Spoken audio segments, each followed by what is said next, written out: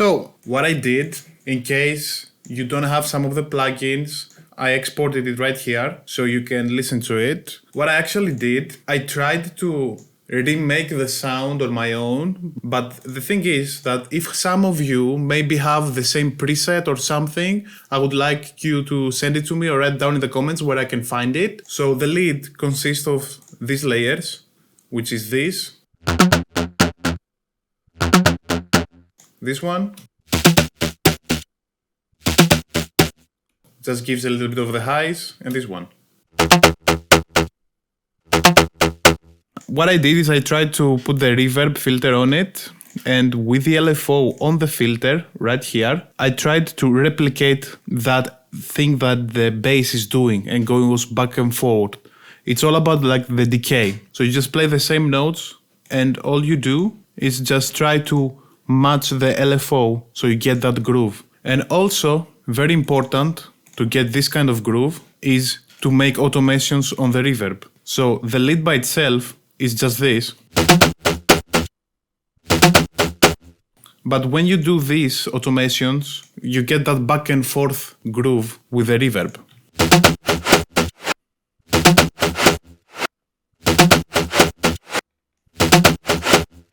And as far as the processing goes, I'm putting the reverb before everything, so it gets all the distortion and the EQs that I'm adding. Before anything, the lead sounds like this. And after, I tried to replicate with the flanger that vowel thing that the bass has, but if you get like the actual preset, it's very easy just to throw some compression and just mix it a little bit better and get that. Because the track doesn't have like too much things going on of it, but has very good sound design, a very good and strong mix. I tried with some EQ to bring it close. I have the reverb right here and just automating this knob to get that groove. Then just some EQ to give a little bit more character. So that's why I'm boosting like the tonic, which is F. And then just some fab filter to give it more distortion and make it very, very fat. Again, a little bit of EQ and the usual that we all love, Camel Crusher. And then just some sidechain to try to make it fit on the mix. Because this track has very, very, very strong sidechain. So you get that groove that goes back and forth. Because when the kick hits, it goes like, gets all the power. Then for the kick, I just have this sample right here. I think it's the original kick. If you see on the waveform, you will see that it's the same kick, actually. And then you have the sub, which is one of the layers that I use from the lead, but like 2 octaves down, and just has some very hard distortion and very hard compression to make it tight. So the bass plays exactly the same thing, apart from this part right here, where it goes like, makes an automation, as you will see here. So we put kick and bass together.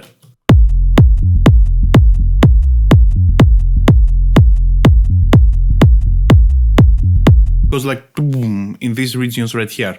And then for the effects, I just try to replicate and come as close as I can to the original one. You have like kind of a white noise in every kick that plays this groove.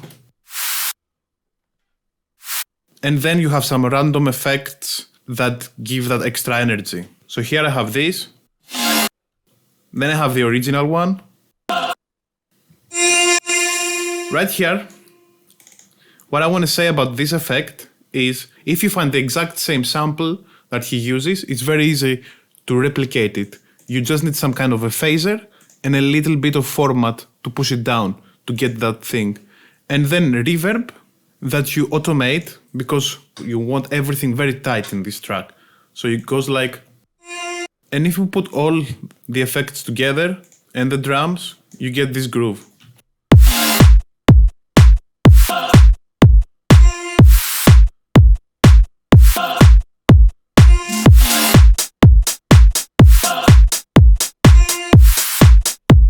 And together, with the bass and all of the rest, it's this.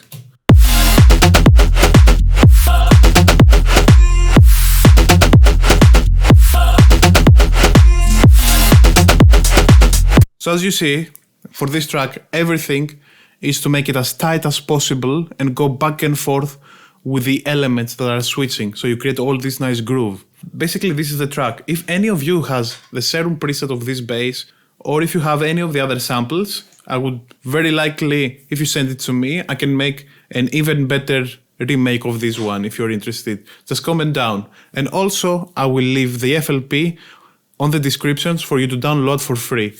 Just make sure to subscribe, and I will see you on the next one. Peace.